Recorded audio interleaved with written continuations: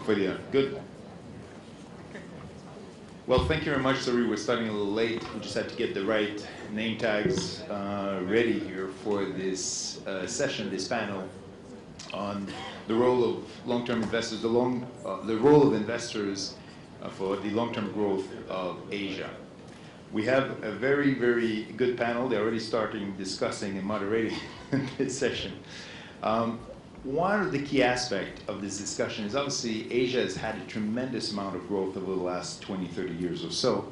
And the amount of wealth that's been created in this region has been absolutely phenomenal. 2001, it was approximately 6% of the wealth of the world was in Asia. The FGI estimates by 2030, we will be at about 30%. However, we do have some challenges with this wealth that's been created. As a number of speakers have highlighted this morning, we're operating pretty much on one cylinder, so it's pretty much all centralized within the banking system in Asia, overwhelmingly compared to the capital markets, the development of capital markets in this part of the world. This creates imbalances in how the resources and the financial resources are located in this region. We also have other imbalances. One of them is the fact that North Asia has had a fair amount of savings been created over the last 40, 50 years. Enormous amount of savings. Also, in combination with this, it's probably the population that is aging the fastest in this part of the world. The demographics of North Asia are becoming much older very quickly. South Asia has had, on the other hand, has low savings at this point in time, but it has very good and attractive demographics. But it also has relatively poor infrastructure compared to North Asia. The challenge that we have in Asia is how do we channel those savings and to make better use to address the needs of pensioners, healthcare, and the populations of a number of the countries in Asia, and to, at the end of the day, improve long-term growth for this part of the world.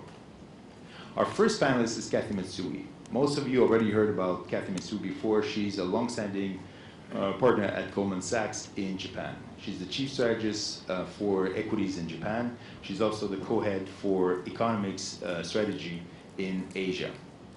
Kathy sits at the forefront of the demographic problems for Asia. Japan is by far the country that is the oldest in this part of the world, has to go through a number of reforms to try to address the needs and the very big problems they're going to have from a healthcare pension system standpoint in that part of the world. And what Japan is going to do will probably help, and will help for the rest of Asia to learn what it needs to do in order to address that graying of the population. Our next panelist is Blair Pickrell. So I got a little confused on this one. But Blair works for Nikko Asset Management, and Blair has been in this region, has been working in the asset management business for about 28 years now, in Taiwan, Hong Kong, and in China. Extensive experience in how to structure and how to build savings vehicles, how to channel those savings into more productive use for the investors. Blair works at Nikko Asset Management, one of the largest, if not the largest, local Asian-based asset management company, and has had with this a very large amount of experience in working with a number of different types of investors to try to address their long-term needs and to match those liabilities that are being created for the future. Our third panelist is Mr. Mokdao. Azman has been with Khazanah for a number of years now, since the early 2000s, if I recall well. And Khazanah is an interesting vehicle. This is a mix of a development bank with a sovereign wealth funds tilt to it. And this organization was created in order to help develop infrastructure in Malaysia. One of the challenges, it's been very successful at this, and as a matter of fact, it's also started doing overseas. One of the challenges that you have in such an organization is, yes, you are a long-term investor in most of the project. By nature, if you do infrastructure, you will be long-term. But how do you manage the conflicts, for example, that you will have in trying to address at the best cost possible the needs of the population and the populist agenda that arises from that with a pure investment return-based orientation as an investor? And finally, to round all of this, we have Anna Wu. Anna is the chairwoman of the MPF of Hong Kong. An MPF and also an EXCO member. MPF has been a very interesting experience for Hong Kong. For the longest period of time, Hong Kong did not have any pension system to speak of. They had a little or so, but not everyone was covered. And this was the creation of a mandatory pension system to try to address the pension needs of all Hong Kong citizens in the future. It's been a very interesting experiment. It's been quite successful over the last 17 years. But as we evolve with this process, we need to adjust and to rethink about the regulatory environment to try to encourage more of those pension savings to try to address the needs of those investors, while at the same time allowing us to develop deeper capital markets to address the specific needs of Asia for their growth. So each speaker is going to start with their own presentation on their specific those topics, and then they will question each other. And if you have any questions, please do not hesitate to raise your hand at the same time. Kathy? Thank you. So as Vincent already aptly described, I get the, maybe Japan gets the gold medal in the demographic Olympics. Many of you probably have read about, oh no, when you go to Japan, I think many of you maybe travel on holiday to go to Tokyo. That is a complete distortion of the nationwide average, with rapidly graying and shrinking population. I don't know if any of you have heard me speak before, but I use a statistic which I did not make up, which there are today unbelievably more pets than children under the age of 15 in Japan. That's how desperate the demographic situation is. We also have, of course, the additional challenge of this very severe fiscal headwind. I call it the Mount Fuji of fiscal debt, 230, 240% of gross debt to GDP. So what we're looking at is a reality that a rapidly aging society, but don't depend on the government to bail you out for the future, because the government itself is out of money. So what we have, though, on the flip side of this coin, of course, is how can we survive in Japan? We have 230% of GDP in debt, yet Japanese government 10-year bond yields are what? 0.5, 0.6% today. What is wrong with this picture? Or what explains this picture is the flip side of the public sector deficit coin is the private sector, both what I call Mrs. Watanabe, the household sector, and corporate Japan are frankly swimming in cash. Household financial assets today are 16 trillion US dollars, 16 trillion US dollars. This is excluding property, okay? 54% of this is sitting in cash and deposits. Equities, 8%, throw in mutual funds, total about 12, 13% in what you would call risky assets. That's what decades of economic stagnation, deflation do to the psyche of the household sector. Look at the corporate sector as well. Of course, during the severe recessionary times, corporate Japan's #1 mission was to de-lever their balance sheets, but now they've gone too far in that direction, and they too are swimming in a lot of cash. The quoted sector alone is sitting on about 730 billion US dollars of cash, yielding, as you know, a big fat virtual zero. So that's kind of the landscape, and I think that some of the challenges, of course, that Japan has in front of it are, #1, because the domestic growth prospects, yes, Abenomics is trying to get the economy out of deflation. Yes, hopefully it's going to drive some areas of sustainable growth in the economy. But the reality is, it's not going to be a China. It's probably going to be like other advanced economies with pretty tepid growth for a long period of time. Yet, how do you fund the retirement of many, many people with the situation that you have? In other words, you have to find ways to improve those returns on capital for the savings that exist. It looks very large today, but because of the rapidity of the aging process, it actually isn't a lot of money if you really think about it. So I think the challenge is going to be, how does this private sector savings get invested, get deployed, number one, inside Japan, right? We still have very, I would say, not a fully developed, best-in-class corporate governance structure, which prevents, I think, a lot of household savings from going into the domestic stock market. But B, there are so many opportunities at Japan's footsteps, of course, in this part of Asia, right? And many of you have seen and read about Japanese, individuals piling into emerging market Asia, bond funds or whatever. And Blair hopefully can comment on this. He's closer to this than I am, but I don't think it is sticky flows. They tend to be more sort of trading flows as opposed to sticky flows. Yet when you go to places like India, when you go to places like ASEAN, they're quite desperate for private sector Japanese investment. And how do you attract that investment on a more longer term and stickier basis? That's, I think, a fantastic opportunity. But at the same time, it's not easy. It's easier said than done. How do we explain to these long-term investors, be they retail, be they corporate, FDI or portfolio flows, why this is the best investment, or one of the best investment alternatives, that they have in their disposal. One last point, if I may, I'll make is on kind of the lessons, perhaps, or things not to do if you've got an aging population. I mentioned briefly about governance. I'm sitting here in front of the queen of governance to me, Linda Tsang, right in front of me, but I've for 24 years, I've been covering the Japanese equity market.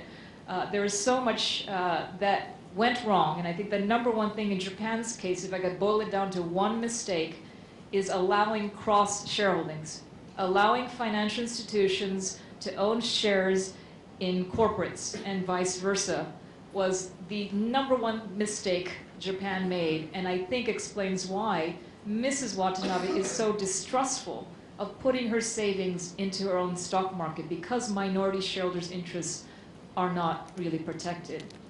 The second thing, and this will be my last point, that I think is a lesson for a lot of aging societies in this part of the world is the need to develop,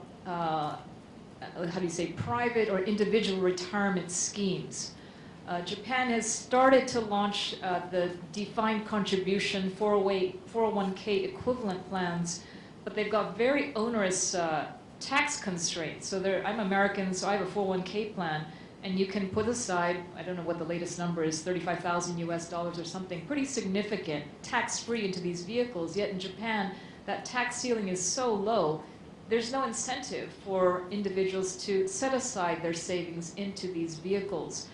And what I just explained to you is the public sector is not going to help you upon retirement. So the burden of responsibility for saving for your future is increasingly, I think, going to fall in societies like Japan on the individual.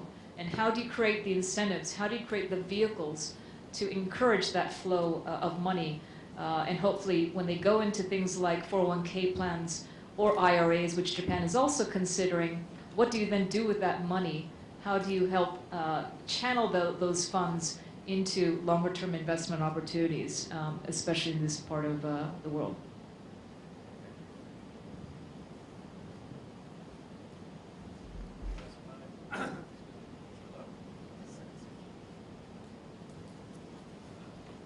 Yes, sorry. As you can see, I didn't major in technology.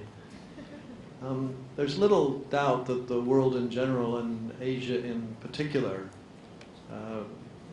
really faces a lot of long-term investment needs. Infrastructure comes to mind, retirement savings comes to mind.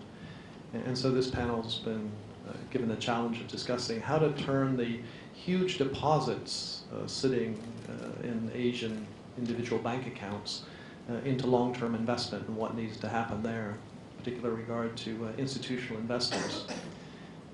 My personal background, as Vincent noted, has been heavily in the investment management industry, the traditional long-only investment management industry for nearly 3 decades. And so I'll approach this topic from that angle. And would just like to make a few observations based on the the experience I've had in the industry. And I think the first observation I would make is that Asian investors at the retail level, at the individual level, not at the big institutional level, but retail Asian investors have proven to be very prodigious savers and pretty lousy investors. Why do I say that? We all know about Asia's very high savings rates, so I won't dwell on that. I think my favorite sort of factoid in this regard actually refers to Japan. I think about a year ago, 56% of Japanese household assets is sitting in bank deposits, and less than 6% in equities, less than 4% in mutual funds. In the US, that number would be 15% rather than 56%, and over 40% in equities and mutual funds. So a very, very different range. But the whole question of how do you put that money to work in long-term investments, and indeed investments at all, Asian investors have proven to be pretty weak. And in fact, I like to say that the United States and Australia, which behave rather similarly, are about 180 degrees the opposite of most of Asia. And what do I mean by that? Those of you who've had exposure to the United States or Australia will know that actually retail investors are pretty good investors. Somehow it's beaten into you through 401k and through the education you get in university and listening to the TV and radio that you should hold a diversified portfolio of equities for the long term to keep up with inflation and beat a bank deposit. You should be widely diversified. You should hold for the long term. You shouldn't trade the account much. So the result is a lot of interest in no-load funds. Costs matter. ETFs, costs matter. Don't churn the account. Hold it for the long term. Be diversified. If you go to a place like Charles Schwab, it's very hard to find very many single country funds. And people in Asia are always amazed to find out it's almost impossible to find a China fund or an India fund or an Indonesia fund in the US. The mentality is you should buy a global fund or a regional fund and let the fund manager do the stock picking. Don't try to pick the country by yourself. Well, if we come here to Asia, it's almost exactly the opposite. It tends to be very short-term investing. It tends to still be very much distribution through banks and securities houses. There's still a lot of churn.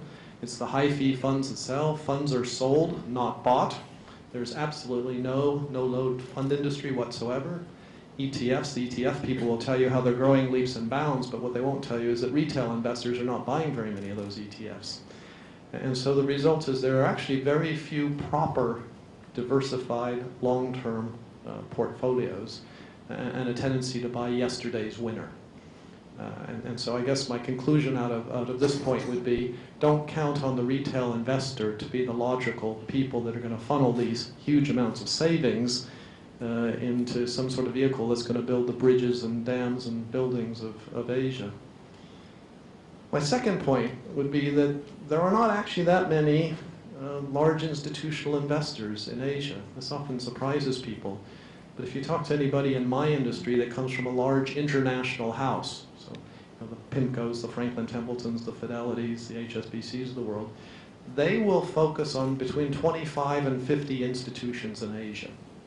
So think about the central banks and sovereign wealth funds. So you go to Singapore, right? It'll be GIC, MAS, maybe Temasek, EPF up in Malaysia, BIA in Brunei, obviously in Hong Kong, sort of the Jockey Club, HKMA, you get CIC up in Beijing, you get National Social Security Fund, SAFE, a few Korean pension funds, a few Taiwanese insurance companies, but you add it all up, depending on the firm, they'll say there's 25 or 50 firms that are institutional investors in the American or European sense, much like a university endowment or charitable endowment or large pension plan diversifies in a wide range of asset classes, including a bit of private equity and so on. And so therein also lies a challenge of, well, there aren't that many institutional investors. So if the retail investors aren't going to do it and the institutional investors are going to do it, but there aren't that very many of them, how do we tackle this? And I guess I've just offered two quick suggestions. The first is really incentivized saving plans. Kathy touched on what's happening in Japan with the ISAs, which is very much modeled on ISA in Britain, a little like 401k. Obviously, we have the MPF program here in Hong Kong. Australia's probably got the most successful program. Started about 20 years ago, the superannuation plan. But here's a country that's number 56 in the world in terms of population, but number 4 in terms of the size of its pension assets. And that's simply a case where 20 years ago the government required employers to put aside 3% of people's salary. Raise that to 9% today, and by 2020 that's going up to 20%. New Zealand's introduced a Kiwi Saver program, similar sort of concept, where the government will actually put in, I forget the number, but they'll put in something like the first $1,000 into the account if you'll open the account. So this is a way of turning retail savings into, if you will, long-term, institutionally managed assets. And I think probably a lot of the solution sits there. Second solution I would offer you would be increased securitization. And you think about things like REITs, if Hong Kong, or sorry, if Asia had the same rate of securitization of real estate as the United States did, the size of our REIT market would be a little over 3 times what it is today. So again, if we're able to create more investment vehicles that are intended to fund long-term things, but that can be securitized and therefore bought at retail level and by institutional investors, I just throw those out as possible solutions. Yep. Yeah, thank you. First of all, thanks to FGI and Andrew and team. Pleased to be back. I think there's a lot to cover, but if I can, from our perspective, I think there's 2 parts of this topic. Asian growth and long-term investment. So Asian growth, again, I'm not going to redefine this or even the long-term investing part, but perhaps to make reference to FGI's report with, I think it's Oliver Wyman, just in your deck. And Andrew, if I read that correctly, I thought among other things it said, how do we make social inclusion in terms of financial services as well as participation and to allow the greater society to participate in this growth, right? So I mean, my first point I'm trying to make is really that the 3 kind of subjectives are quite different in many respects. Then it talks about, the big infrastructure needs, right? So big infra, big funding, big things which needs all kinds of big arrangements, institutional arrangements, PPP, etc. And I think the third part was really around personal finance and how the growing middle class can actually participate in this growth, right? Because so implied underneath there is the kind of growth we want for Asia is inclusive growth, sustainable growth, and all that. We know all that. So then the report talks about the traditional focus of the banking system. In many respects, the focus was presumably in the wake of the '98 crisis, where the Achilles heels for much of Asia was actually the banking system per se. I think where that's developed, and then various parts of Asia, and obviously they've been in the gym a lot, right? Making our banking systems better capitalized, better governance, and parallel to that was a work to try and develop capital markets. I think where Kathy, Blair, and others are in the capital markets. From my home country, certainly, I think Malaysia probably outpunched its weight in terms of capital markets. I think we are like, I can't remember, 2nd or 3rd largest in Asia. Clearly much larger relative to where our GDP ranking would be. So, that's a big canvas there. And as Vincent outlined in his introduction, it's also many Asias, right? There's North Asia and South Asia and Southeast Asia. So there's many, and there's Japan. There's, if you were to draw a whole spectrum of demographics, funding, etc. So that is the backdrop. So against that backdrop, I just have 3 key points. I think there's sufficient funds to fund this growth, even this ambitious growth of sustainable and inclusive growth. Why? Because Asians are net savers. Asians are still growing, therefore there'll be even more larger savings pool. Yes, we are impacted by whatever's happening around the world, and yes, if QE goes on or doesn't go on or tapers off or whatever, we're still going to grow. Okay, so there's enough funds. The issue then is what kind of funds through what channels. So banks has been mentioned in the report. Capital markets was what it talked about, whether and various derivatives of that, private pension, whatever. But perhaps, not quite sure, and I must admit I didn't read the report in detail, but this is the Asia we're talking about where, for example, family businesses are big, where corporates are cashed up, where governments are cashed up, and these guys are not necessarily in either the banking market or the capital market. There's a huge, not just source of funds, but expertise, influence. I use the word influence in a positive way because to solve some of the stuff we want to go out and solve, you're going to need influence to effect outcomes or institutional arrangements, PPPs and so on and so forth, right? You've got to break the mold. If you don't have influence, you can't do that. And where are the peddlers, or rather the owners of good influence? I think they are in family offices, they are in governments, and some of the institutions. Yes, I think for Asia to reach its nirvana or of that kind of growth, we need to, and which I think is some of the research FGI is doing, to redefine what these institutional arrangements are. Perhaps to your question, Vincent, of Khazanah is a rather kind of a mixed up animal at one level. No, I can say it. That's what I said, which I told Vincent that we have no problem with that. It's mixed up in a nice way, hopefully, because what do we do? Khazanah, first of all, means treasure. National is national, right? So it's national treasure. We're basically active managers, and we do two things: make money. Secondly, create, and this is the tougher part, right? Good strategic or societal outcomes, whatever that means. That's pretty dangerous stuff, right? The good news is the first part, we average about 12.5% per annum compounded the last 10 years since me and my colleagues were brought in to move from a passive to active mandate. If you were to decompose that, about half are the old stuff that we inherited, including stuff that failed during the Asian crisis, in a way distressed, but also stuff that came out of old state-owned enterprises that had to be privatized, listed, modernized, whatever. So that stuff is doing maybe 5-6%. In fact, it is doing about 5-6%. And then the new stuff, I think we're hitting about low 20s, which I think is pretty decent PE, perhaps top quartile kind of returns overall for the level of risk we're willing to take. So that part is fine. The second part, what is all this stuff around societal or strategic to create jobs, help to restructure industries.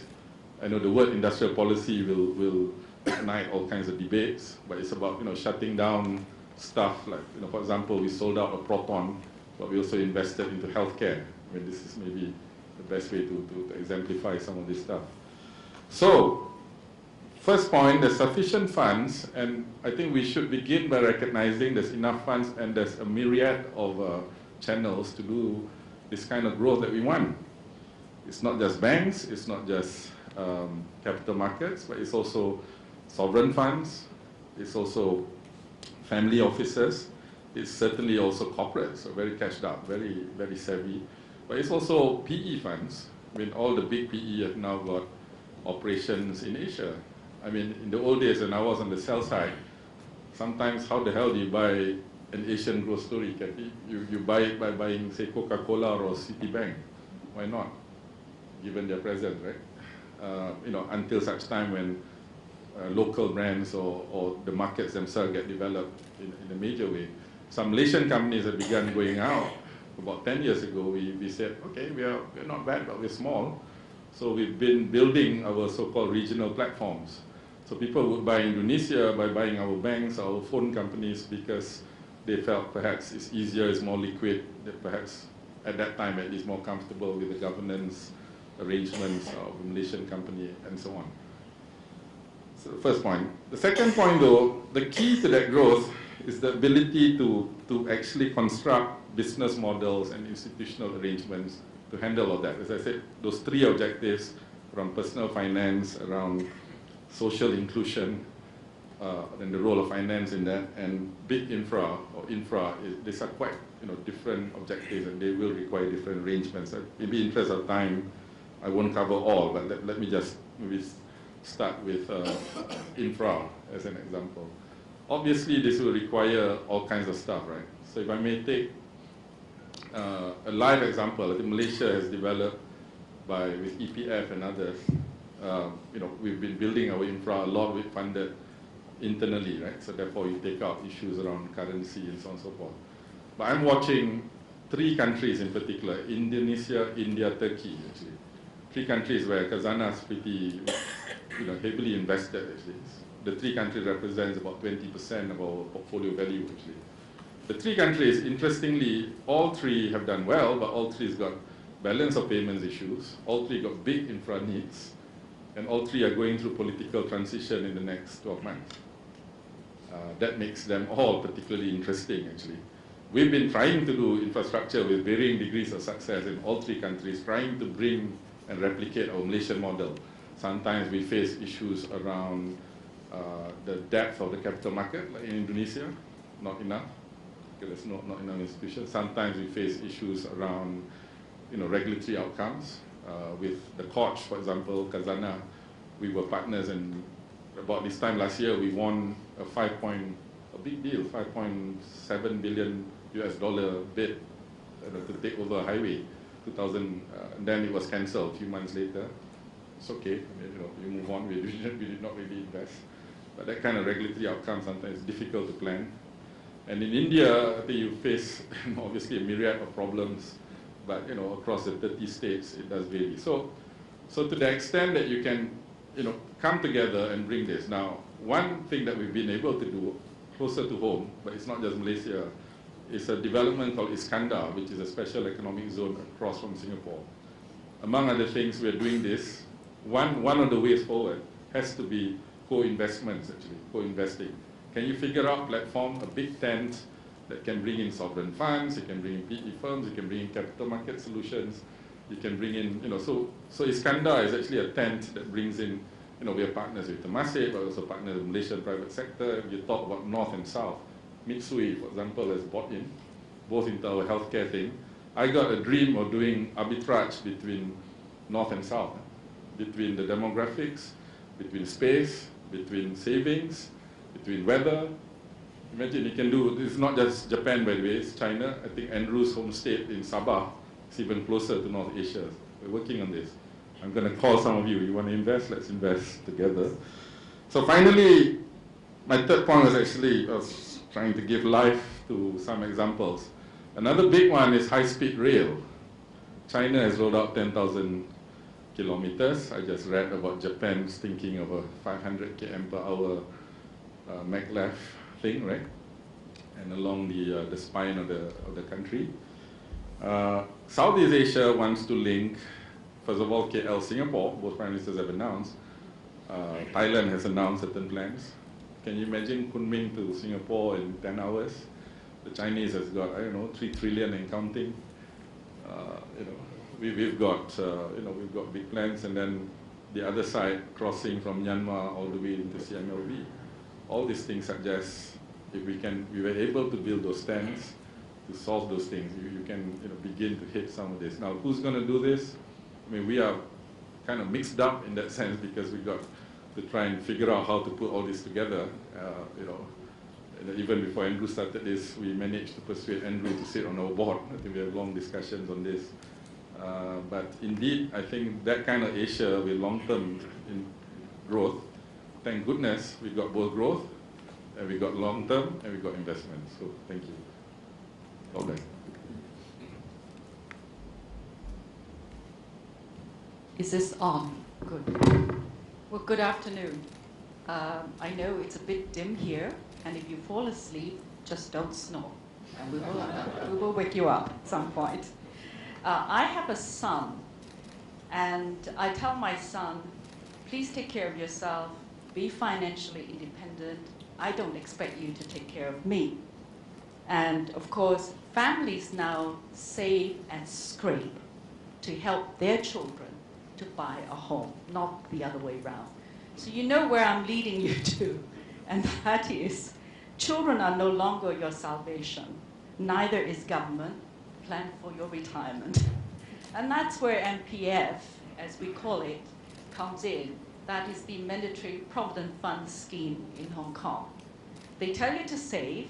They tell bankers, insurance companies, investment managers to invest on behalf of those who save. But they also tell them, please don't deliver negative outcomes and don't give them negative interest rates, because people depend on that to live on eventually. We have about 2.7 million people in Hong Kong who are required to contribute to the MPF or equivalent schemes in terms of retirement protection. And they are all long-term investors. They do not go into this for a year or two. They're actually tied up for, let's say, easily 40 years. By 2041, we will have roughly 2.6 million people in Hong Kong of 65 and above, and that is roughly 30% of our population. That's where we're heading.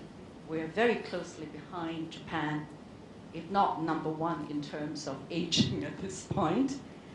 In terms of Asia generally, the non-OECD Asia-Pacific economies, by 2050, will triple its age cohort of 65 and above, from 6% to 17%. And when you start thinking about these numbers, it's kind of frightening. Countries like China, Vietnam, Pakistan, with pensions regarded as high relative to earnings today, will probably find it very difficult to catch up. And the people who need coverage for their retirement would be quite hard put. A lot of problems would occur. These include early withdrawals, pension funds not catching up with cost of living, simply outliving your pensions, and so on. And there is also low coverage in many cases. Women in particular suffer from this. There are more early retirees in the women's sector, and in fact, under the mandatory provident fund schemes in Hong Kong, those who do not work, and that is housewives, are not covered at all. Our laws on the MPF system was enacted in 1995. It came into operation in the year 2000. It's only had a very short history, but the design of MPF reflected the political realities of the time. In the last few years of British administration, in the run-up to 1997, the government did not want to assume recurrent tax-funded pension liabilities or act as a guarantor on any shortfalls or failures of our retirement systems. Interestingly, the public in Hong Kong at that time also did not see government as a safe bet. They did not want to bank their hard-earned money with government and put their money in government hands at that point. They were concerned with 1997. Now, in the end, the MPF system was established as a highly regulated, privately managed scheme with mandatory contribution from employers and employees, but nothing from government. It became a fully funded, defined contribution scheme. The system was designed to fulfill what we call the second pillar of the World Bank three-pillar concept, the other two being personal savings and government-funded Social Security. The MPF was never intended to cover all your needs for retirement because of the concept that was adopted at the time. Now, how does this system measure up? I can say that if you make a lot of assumptions, if you look at a span of 40 years, probably we will end up with about 4 to 6 times the last annual pay in the scheme. And that can translate into roughly 35 to 50% of your last month's pay in terms of retirement earnings. But that is not at all adequate. We have a low contribution rate, and it was never intended that you will be fully covered by the MPF system. There is a lot of savings that we need to look at. Then for the people who are lower down in terms of below the poverty line, we look at Social Security. So we do have an adequacy issue with the MPF system today. The floor, as you recall, is $7,100 per month. In other words, where an employee is earning less than that, the employee does not contribute at all. The employer does. There is also a leakage issue with the system that we have today. As a last-minute political wrangle, we now have what is known as a set-off system between the labor benefits called severance pay, which is really payment on redundancy, and long service payment, which is payment on termination after a long employment history. These are actually labor benefits. These labor benefits can now be set off against a retirement portion from the employer under this particular system. And it is creating a leakage of the retirement funds before that's supposed to be distributed. And that's one of the political issues we have today with regard to the mandatory provident funds. We also suffer from a lack of economy of scale. Because this is not a centralized system and we rely on private management, we now have 19 trustees, 41 schemes, and 471 constituent funds. So you can imagine the proliferation of funds causing less efficiency, higher cost, and it also makes choice by the employee quite difficult. They have to look around, try to understand what these things are, pick one that suits the employee at different phases of their life. The cost of administration of the system is further compounded by inadequate use of electronic transactions. 98% of our enterprises, as you know, are small and medium-sized enterprises in Hong Kong. They write out checks. They don't use electronic devices, unfortunately. So if you make a mistake with your check, you have to go after the enterprise and ask, can you write out a check again? So that adds to the cost of the system, and that's one area that we really need to look at and work at. What are the trends that we see in this MPF system? We noticed that voluntary contribution is about 20% of our total contribution today. Now that is a good sign because people are using MPF as a substitute for normal retail market. It's become a substitute for that. MPFs actually provide comparable returns, and the fees are actually lower.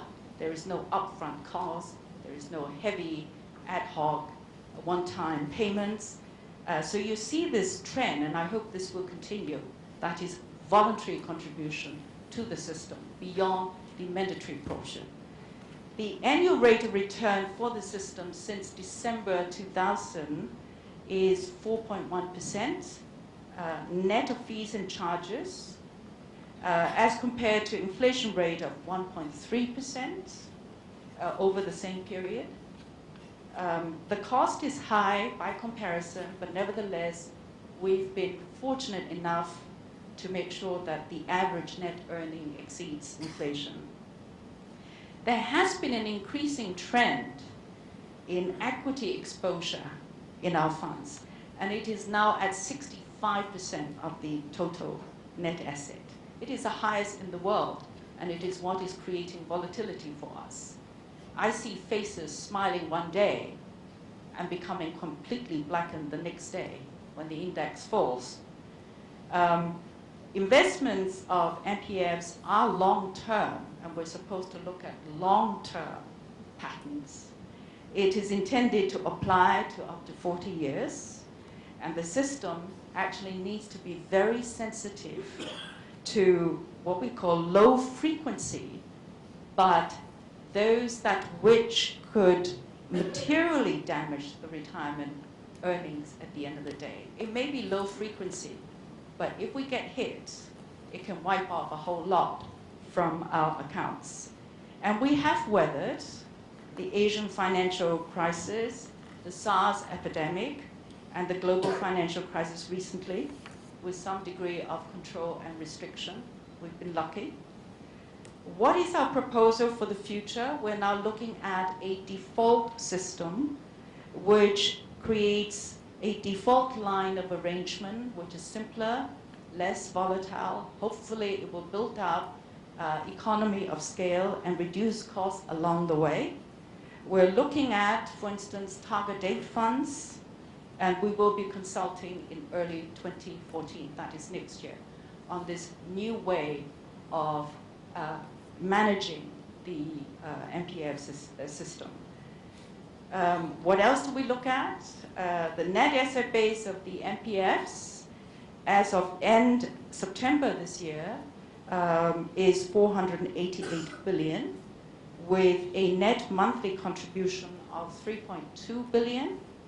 We also have a parallel equivalent scheme called the Also, which has 283 billion and a net monthly contribution of 1.5 billion. And of course, accumulation continues and it will become bigger.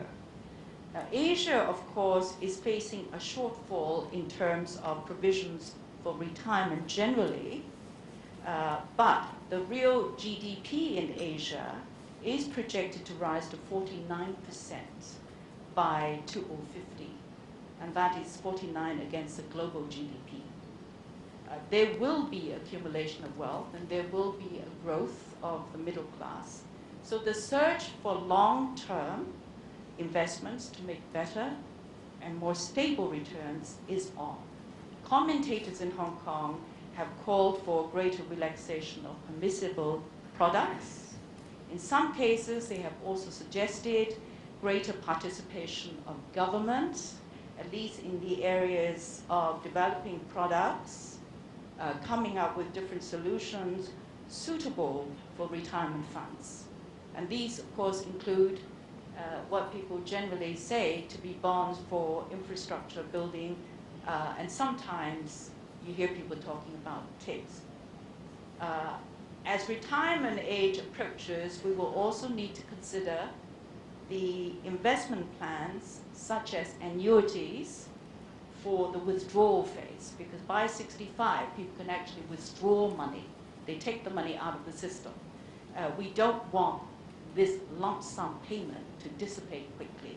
And this is one area where we need a lot of encouragement and a lot of planning and discussion with the market on. Although not specifically related to the MPF system, the Mortgage Corporation of Hong Kong has been promoting reverse mortgages, because many senior citizens in Hong Kong actually own homes, but they are without income. They're income light.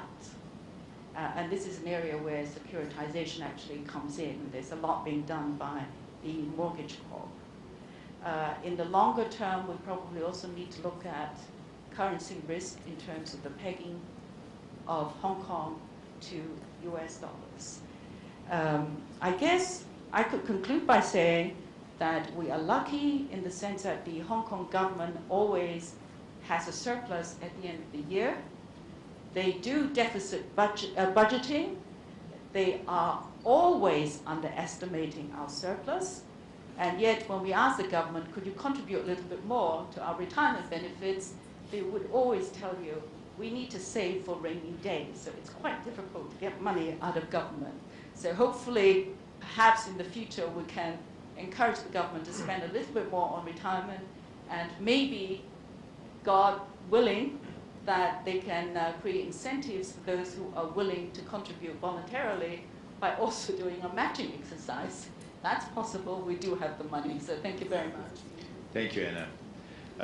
One of the key aspects, and I think what comes out from the discussions, the panel here in a number of areas, is clearly this mismatch between the savings and aging society and the cost of the increasing cost of those future liabilities that exist and the needs for long-term growth that will come only through infrastructure investments.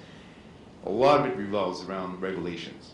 and regulations, and how do you create incentives for people to go and to invest in specific ways, or certain ways that will change the behaviors of the investors that Blair were talking about, of being very speculative or having Japanese brokers churning those accounts like crazy for Mrs. Watanabe.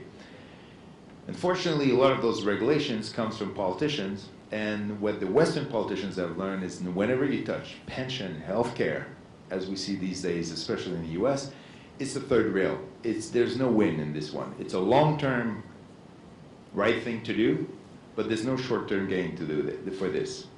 So does that mean that the only way that we can do this in Asia, on top of it, we have, what, 12, 13 different countries that when we get an ASEAN meeting to try to get everyone to agree on something, they tend to agree on the shirt they're going to wear, but that's about it. How do you break that? How do you create that incentive for the politicians to put the right incentives and regulations in place? And I think it's very actual for Japan. Japan is now the need to do it. Hong Kong is probably in 2017.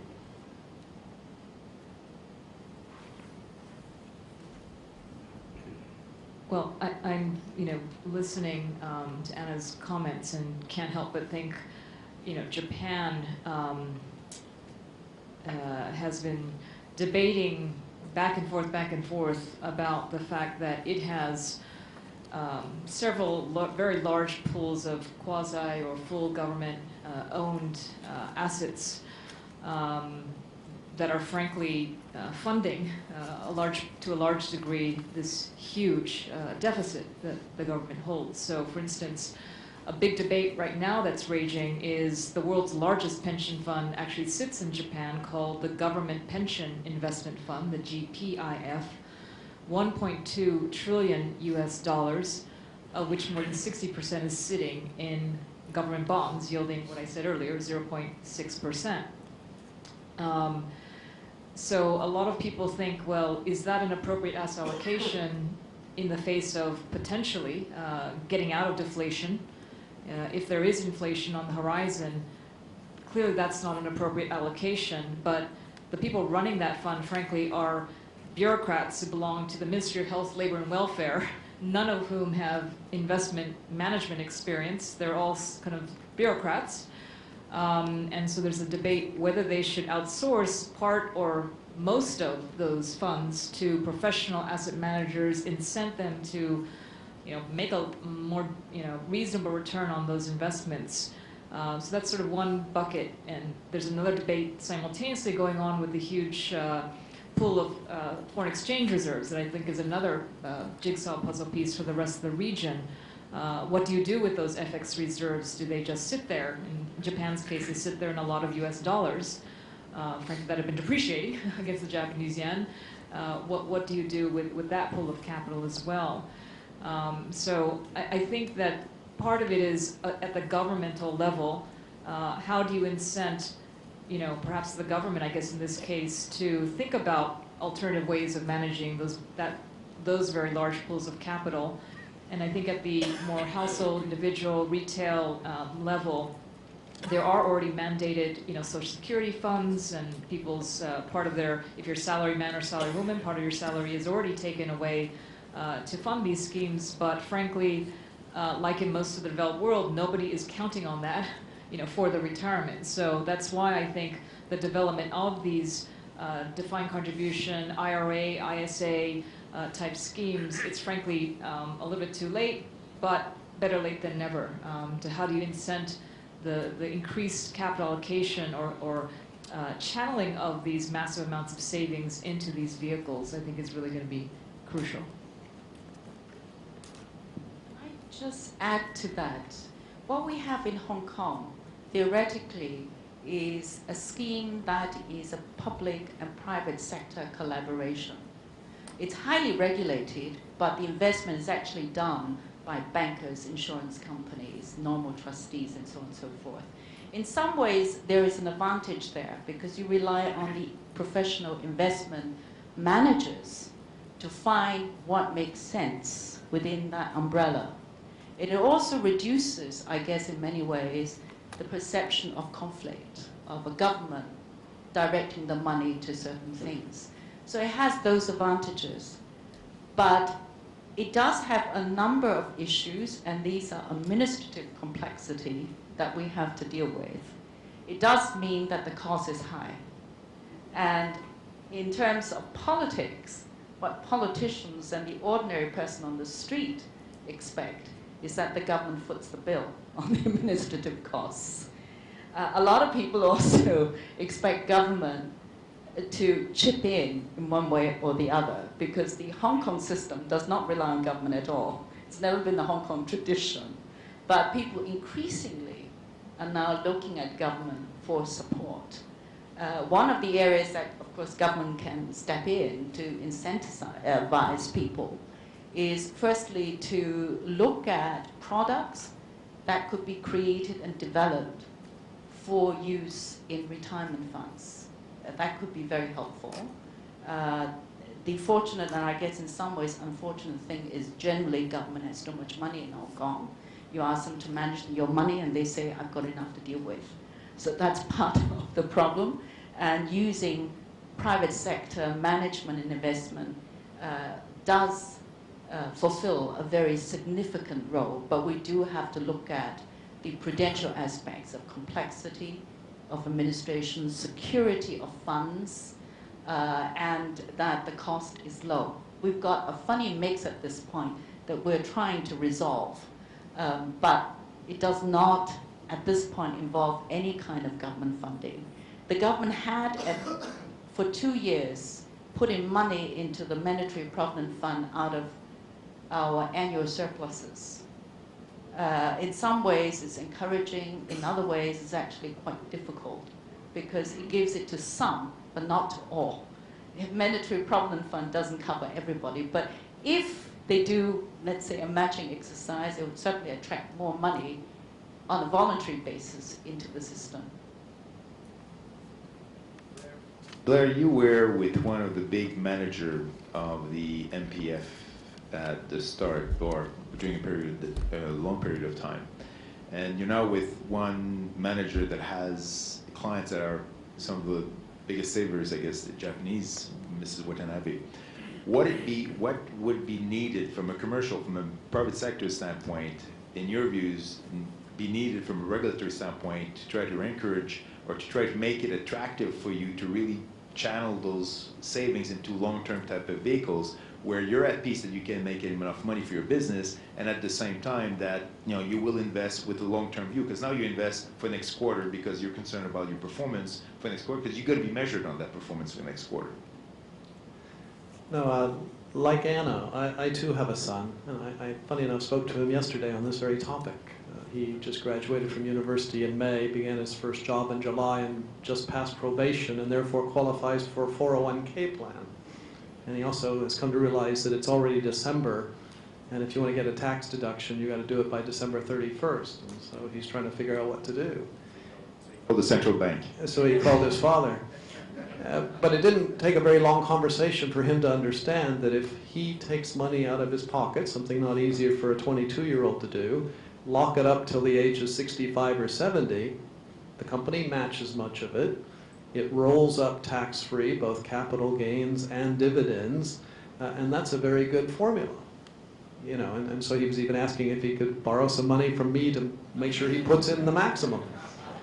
My point being, even a fresh graduate, when they see the incentive, they move. And so to me, it's kind of a no-brainer that if countries all over the world, but we're talking about Asia here, can create 401k type of schemes, or CPF, or Superannuation Australia, KiwiSaver, MPF, ISA. If we can design these schemes and design them well, they can really attract a lot of money. And I have trouble with a lot of the schemes we see. I mean, if we look at the one that's being rolled out in Japan, it's great that they're rolling it out, but the maximum contribution that you qualify for is, I think it's $1 million yen a year. That's 10,000 US dollars. It's only tax-free for the first 5 years, and you can only have, I think, up to 5 million yen in the thing before you lose your tax advantage. And it may disappear after 5 to 10 years. So, hopefully these things get sorted out. I think in designing these things, there's several things one needs to look at. One is the state of the country's finances. that, you know, I think one of the issues that comes up, you know, why don't we just generously say everybody can put in lots of money into this thing and it rolls up tax-free? We usually, your Internal Revenue Department says, hold it. Those are tax revenues are being given up by somebody, and that's the national government. We can't afford it. And so that becomes an issue that you have to take into account in designing these things. Tax rates. I'm going to use two extremes. If you've got a very high tax rate, you're into the problem I just mentioned. There'll be a great incentive for people like my son to avoid tax for the next 40 years, but the tax bureau will be very unhappy if people are putting large sums of money away without paying tax for 40 years. That affects the national finances. But equally, if your tax rate is very low, like Hong Kong, there's no tax incentive to do it. If you have very, you know, I forget the numbers, Anna, but like I think less than half the people in Hong Kong actually pay income tax or some number like that. Certainly don't pay the maximum. Interest income is tax-free. Capital gains is tax-free anyway. What incentive is there for you to tie up your money for 40 years if you're not going to pay taxes anyway? Why voluntarily top up your MPF? So I think that's quite an issue that needs to be taken into account. And the last one, I think, which people don't think about much, but I think really is in play, is sort of personal freedom and individual choice. I think there's a lot of people in the world, especially in Asia, and I think Hong Kong's run into this. Well, I'm putting 5% of my money into MPF. I already feel like this is a tax. I can look after my own money. I don't need your help. Now you want to raise that to 10% or 15% or 20%? Why are you going to make me put, say, 20% of my salary into some MPF-like vehicle when that's money I could have used to buy an apartment in China, to start my business, to fund my kids' education? This is an encroachment on my freedom with what I do with my own savings. So I think these three factors come a lot into the design of it, but otherwise you'd think it's a no-brainer. Kazana has been a very interesting exercise because it's one of the few sovereign wealth funds that has been much more Asian-centric in its investment approach. All the others have been historically either for currency reasons or for other reasons, investing on a global basis. So investing in a hedge fund in New York or private equity buying airports in London, but not a lot of them have felt comfortable investing in Asia. And one of the first things I remember when I moved to Asia that one of them told me, they said, well, but there's a face issue. I would never dare to take my investments out of the country in Asia if I put the money in. How do you deal with that? And you know, regulations won't do anything about this. It's more of a cultural, it's more also a comfort factor of being comfortable in investing in some of those markets. How did Kazana do that differently than the other sovereign wealth funds? Okay, first of all, we're still evolving, and chatting with Tan Sri Rashid, was a former ex-co-chairman of Kazana. I think when I started about 10 years ago, we were almost exclusively invested in Malaysia. So Tan Sri Rashid asked me, what's the number today? It's roughly about 35% outside, and that part is growing faster. Why focus on Asia? I think there's a few things, very, very quickly, not to bore you. We are basically not quite a sovereign wealth fund. If you define sovereign wealth as resource wealth, oil, the oil money is with Petronas. The intergenerational wealth, which is with EPF mostly, or the forex reserves, which is with our central bank. And I should add all three pretty well managed actually. So when you're faced with basically no money coming in, frankly a bunch of debt assets to begin with, and you know, the thing with Kazana, one of good and bad is everybody's got a view. You know, I often say I have 29 million shareholders, which is the number of Malaysians, and then I ponder and say, actually, no, there's those not born yet, right? And then those who have died, but they also have a say sometimes because people will co-opt them to say, hey, you're not building on what we should be doing, etc. So that's tough, but it also means that, you know, with that, you actually have to go out and structure stuff. So if you ask why, I think we felt that we needed to, quickly we felt, one, Malaysia's, we thought, done quite well up to that point, but we're small. So we needed to build a regional presence. So, you know, one rule I had was, can you go there, have lunch and come back for dinner, or at least, you know, lunch the following day. So there was a bunch of investments in Africa, for example, in the wake of Dr. Mahathir's, you know, South-South kind of initiatives. We sold out of that, brought that money back home. We lost some money in some markets, but thankfully we made good money in a place like South Africa. And I took about $700–800 million, and we built, there's a company called Axiata, mobile phone, that's got about 200 over million subscribers now. We're quite proud of that, thankfully. There's other stuff we didn't do as well, but this one was good.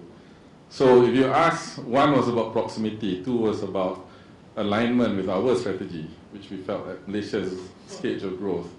We chatted with Temasek, and it was quite clear they were obviously at a different stage of growth. And thirdly, I would say investing in Asia, you talk about phase, no problem about taking money out actually. In fact, we found, interestingly, in some markets, because of local competition, they would not sell to each other, they would rather sell to us actually. In Indonesia and in India, no, seriously, they cannot, you know how it works. So, if I may, on your earlier point, which I thought I hope to make a contribution, which is, if I understood your question about politics and regulation. So these are all important stuff that we want to build. If I may, if I can use one example, Andrew knows this.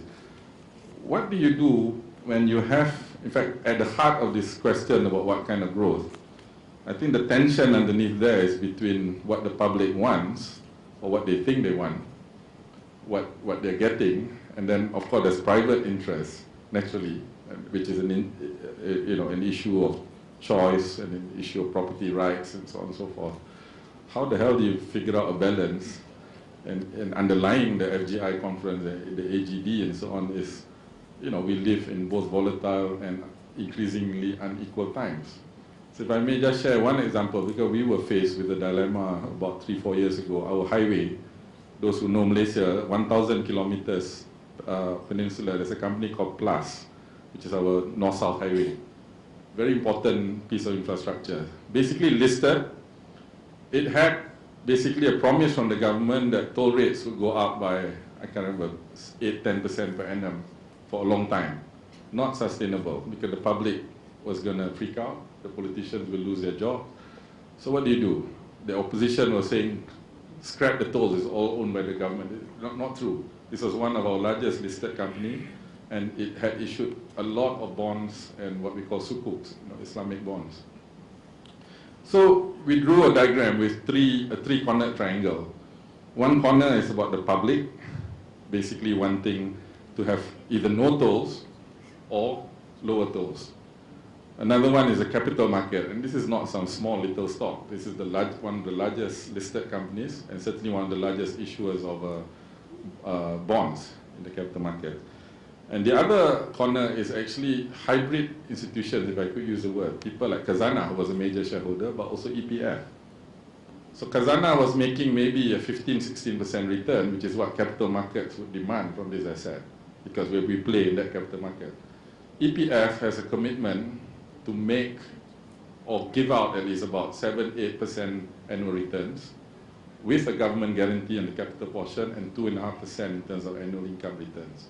So you sit down with this whiteboard and looking at these three corners, and the public, you could argue, depending what's your view on social policy, they should pay zero, or they should pay full, or they should pay half, whatever. This is not my domain. So anyway, after a long time, and this one literally had about 30 twists and turns, which, over 2 years, all kinds of drama. This is actually technically still the largest corporate transaction ever in Malaysia, which we solved this 2 years ago in the end. Khazanah couldn't do it in the end. The takeout was actually EPF. You were arbitraging on the fact that EPF has a demand for long-term assets, almost like an annuity, but they can take 10% return, which is where we landed on, not 15. So we actually sold it to them, use the capital market, we retail some, we make a nice gain.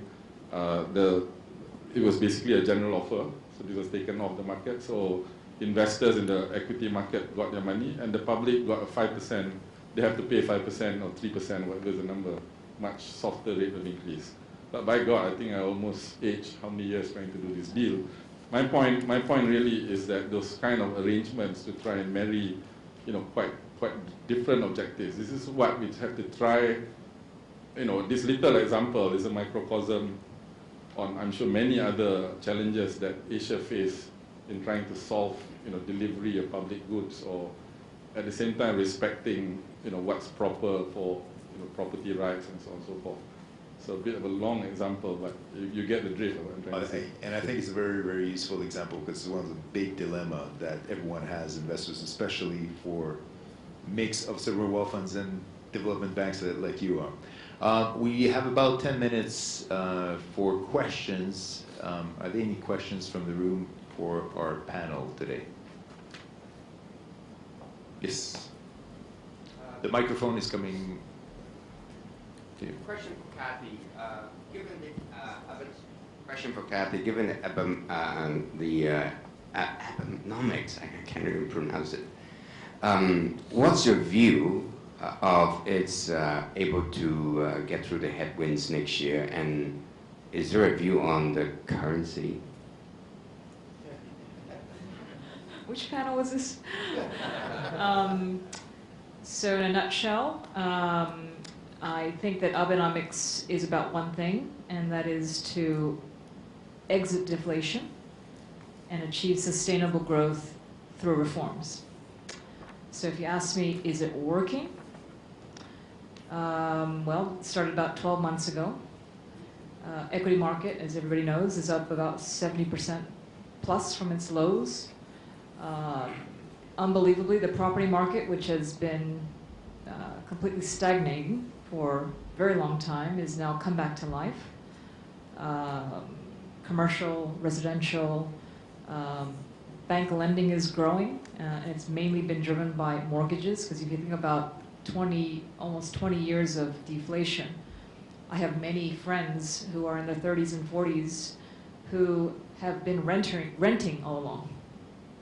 Now they are looking at 10-year fixed mortgage rates bottoming at 1.5, 1.6 on their way to 2, and they think, maybe this is it, maybe this is time. So I think it so far has been successful in changing what I think is what's really crucial, which is the mindset. We say in Japanese, mateba yasuku naru. That's literally translated, if I wait, everything gets cheaper. So for the household, just think about it as a consumer. My kids want something on the weekend, we go, I say, let's come back next Saturday, because I guarantee you it will be 10% off. We go back the next Saturday, it is 20% off. Right? And we keep doing this exercise until they forget and I don't have to buy it. But it's also very poisonous for corporate managers, right? Because if everything gets cheaper if they wait, why invest? Why do an acquisition? Why do anything but sit on that cash, right, that you have? Now, the bigger question that most people ask me is about the third arrow, about the growth strategy, about the more tough homework that lies ahead for this government. And first of all, I think if you look at structural reforms, look at the third plenum in China. Is that all going to happen in 6 months? No. Look at the structural reform challenges that Europe is facing, that America is facing. These are multi-year exercises because their very nature is they're going up against very deeply embedded vested interest groups. In Japan, it would be farmers. It would be anti-nuclear lobbyists. There's lots of battles to be fought. And I'm on the optimistic end of the spectrum. I don't think they're going to win every battle, but I think they're going to win quite a few or more than most of the observers think. I know that there's probably media in the room, so I'm not going to make any bold forecasts on the currency. I think a lot, frankly, will depend probably more on what happens outside of Japan's power or control. For example, what happens to US interest rates, what happens to Fed policy, timing of tapering. The BOJ has already established a 2% inflation target. Most people don't believe they're ever going to get there. That's not relevant.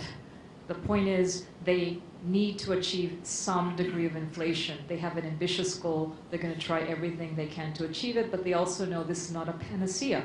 Like QE is not a panacea anywhere, right? They have to achieve structural reforms alongside these other monetary and fiscal policy tools to really achieve sustainable growth. Another one in the front, Omen. Question to Blair. Do you have any view on sort of likely impact of China's reforms on sort of the topics that we talked about today? Maybe money flowing out of China in support of good projects outside the country, particularly regarding the capital market, capital account opening. Any view on that? I think the easy answer is I don't really have a view on that. I don't see a lot of change. There's a huge amount of money in China. A lot of it finds a way to come out and invest in real estate and stocks and all sorts of things all over the world. You get more and more liberalization. That'll obviously help, but I guess I just see more of the same.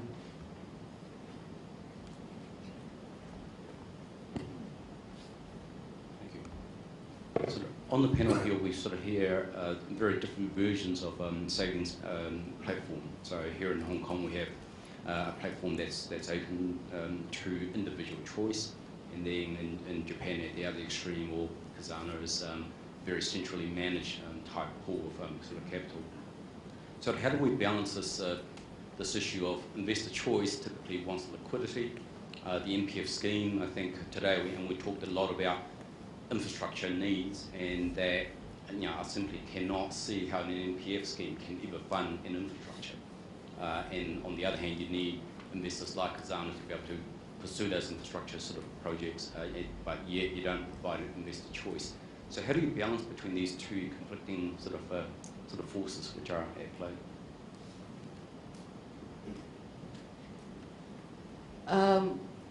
I think in the context of the MPF scheme, the balance is difficult. But the simple answer is we don't need to do the balance. The balance is done by the investment managers and their private investment managers. So they look at what's available and say, what is the product or the fund that will give the scheme members the highest return, the most stable return. And so that choice is not made by any government or any public institution. It is actually made by investment managers.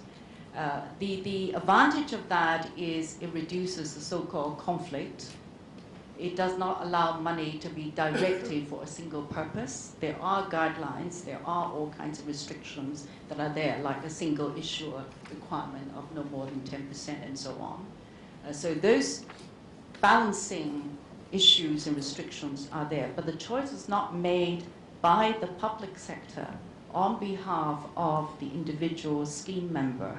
The scheme member can choose from the funds available, the one that suits that person best. It could be a lifestyle fund, it could be a target date fund, it could be an index-related fund, depending on the kind of risk that the employee is looking for. So this particular scheme that we have in Hong Kong is done that way. But I do want to add one factor, which is what is important with every public program. Any public program, however administered, ultimately you have to deliver security, because once people lose confidence in the system, it will go. And so, pension funds in particular, we have to deliver credibility and security. People are looking for, first, security, low cost, a simple kind of choice, but they also want to have a sense that they are sharing in the growth. And those are the aspects of the MPF fund. We don't make the choice for them. If I could add a couple of quick comments. I think these MPF type schemes are wonderful, and there should be more of them. But I'd be the first to say one of the big disadvantages is there's no obvious connection between my having a big balance in my MPF fund and the airport authority or the highway authority or whatever being able to use that money to build a freeway, because the money will actually go and maybe buy some shares in a Hopewell or something like that that may have some tangential benefit from infrastructure. I think the answer lies in more securitization. So I think, as Tan Sri just mentioned, if you've got something like Plus listed on the Malaysian Stock Exchange, you can buy the equity in the freeway, and they issue a lot of bonds or sukuks. Again, as investors, you can buy those. So there are ways to play it. There was a second comment I was going to make. It's starting to escape me. I'll stop there, but I'll pick up. We've been talking a lot about retail savings, using that to channel into big projects, infrastructure, but I do want to emphasize, I think that a lot of the corporates in the region also are looking, desperately to improve their returns on capital. I think your example of Mitsui's investment is in Iskandar.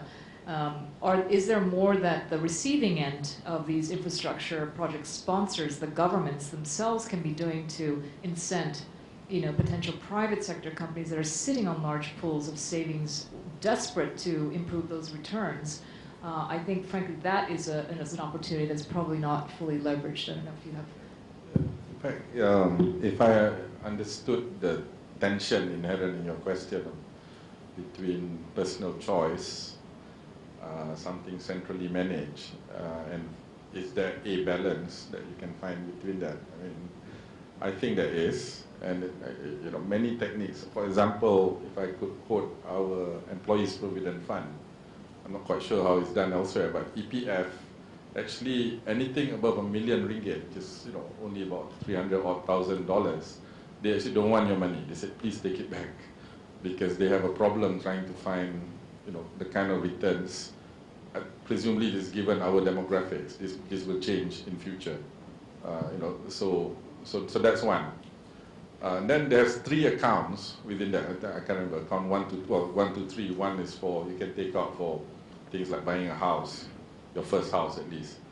And then there's another account you can take out for things like education or healthcare, on certain emergencies and so on. I think some schemes didn't work out so well. For example, buying PCs, that was a bit of a disaster. It didn't work out so well because somebody along the chain basically messed it up and so on. But by and large, I think that's very well done, I would say. And then for us, so I would maybe throw the analogy of horses for courses. Sometimes you need to do stuff more centrally. Sometimes you need to spread it out, right? EPF also outsources quite a bit. Some of us, certainly when I was on the sell side, probably felt that they should do more. They should outsource more. But they would argue that their own in-house management is managing better. The counter-argument to that is because there's probably some size effect, etc. So the narrowness of the market and so on. So that's one argument. The other point really wanted to say is, at someone like Khazanah, I think we have to constantly think through, are we crowding in or crowding out? This is a very fundamental question, and indeed, the answer to that, some are a bit more obvious. Obviously, for example, airports or stuff like that, natural monopolies, I think, or some kind of public interest or public good. Plus the highway was a good example. But even then, you can use, and we do use, market instruments, like listing them to put, market discipline. And frankly, poison pills are more destructive from politicians, actually, to be honest. And but to be fair, the politicians, they are the one facing the very real demands of the public. They can't do this and that, right? So we talk about social inclusion. So we have a very active divestment program. Certain stuff we incubate, and then we got to be disciplined enough not to become evil empire builders sitting down there. In fact, business model, most of my team came from private sector. They want to return back to the private sector at one point. And one way to do it is basically, if not to switch off the lights, but to dim the lights. Our success in some ways is basically making ourselves redundant in some areas and returning some of this to the private sector. But the private sector got their issues too. They get too greedy sometimes, or they just naturally won't think about some of this other stuff. So is there a balance? I think there is. It's tough. And this horses for courses kind of idea, if I could use it. Thank you. Yeah, you came back. I was going to say, inevitably, the act of handing over the microphone immediately improved my memory. Just very quickly, you touched on the sort of fickleness of individual choice and how that might not lead to good long-term investment. Again, I think Australia might be a place to study. Anna mentioned the huge number of funds in Hong Kong and choice and how people are befuddled by choice. In Australia, if you're befuddled by choice and you don't know what to choose, you're thrown into a default plan. And a very large number of people end up in the default plan, and the default plan is actually, unlike Hong Kong, where we probably tend to put you into more like a money market type of default effectively.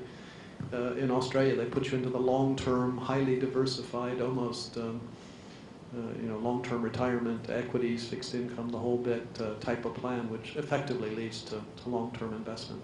We're actually looking at the Australian system.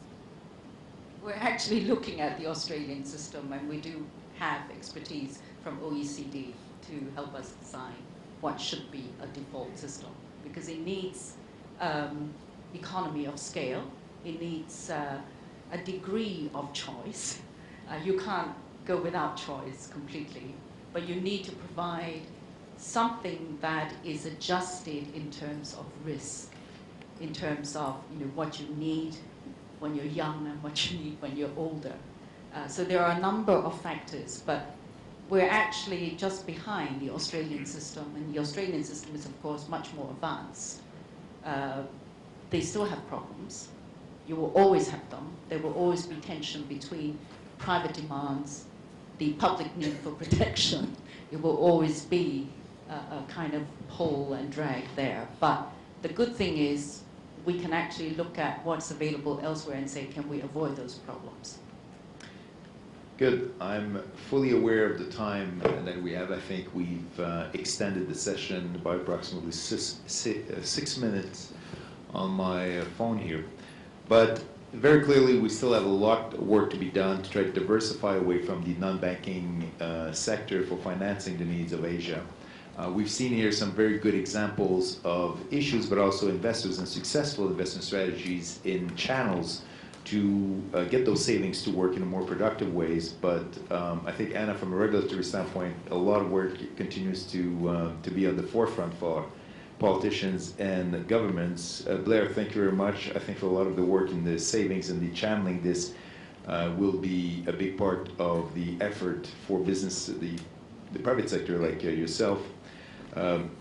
For Kazana, I think the success that you've had there, and don't dim the light too quickly, because you appear to be one of the guiding lights of investment in infrastructure for a lot of other Asian large investors. And Kathy, obviously Japan will show us a little bit the future as to how the Abenomics combined with a graying society is going to pan out and help for the rest of Asia. Thank you very much for this panel. Thank you.